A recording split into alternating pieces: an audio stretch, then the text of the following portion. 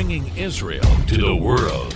This is IBN News. With news of Israel, I'm Susan Michaels. Prime Minister Benjamin Netanyahu says he's in favor of a direct election for the premier as a way of ending Israel's 2-year cycle of inconclusive elections and to prevent a potential fifth national vote in just over 2 years. Netanyahu is currently struggling to form a coalition government following Israel's elections last month.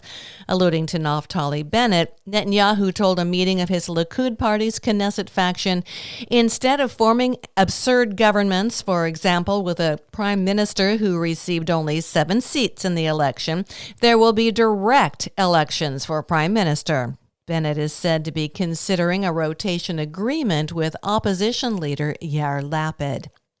Israel's premier is threatening to sue his predecessor, Ehud Olmert, if he doesn't apologize for saying the Likud leader and his family suffered from mental illness.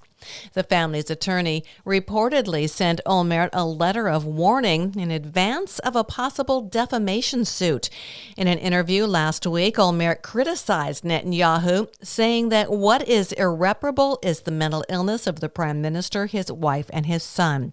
Olmert preceded Netanyahu as Israel's prime minister, but resigned in 2008 before he was formally indicted on corruption charges.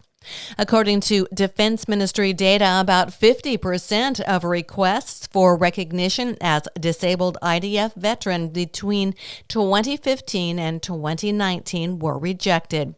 Over the weekend, disabled veterans blocked the streets around the Defense Ministry headquarters in Tel Aviv to protest what they say is shoddy treatment by the government. The issue came to light after Itzik Sedyan, a former soldier, set himself on fire last week at a Defense Ministry office in Tel Aviv. Sedyan served in the 2014 Gaza war and suffered from severe PTSD and is currently fighting for his life. And a 5-year-old brought a sharp kitchen knife to kindergarten, telling one of the girls, "I put a knife in my bag. I will do a magic trick and kill all the girls." Parents say the child was attending kindergarten as usual, and they are afraid to send their children to school.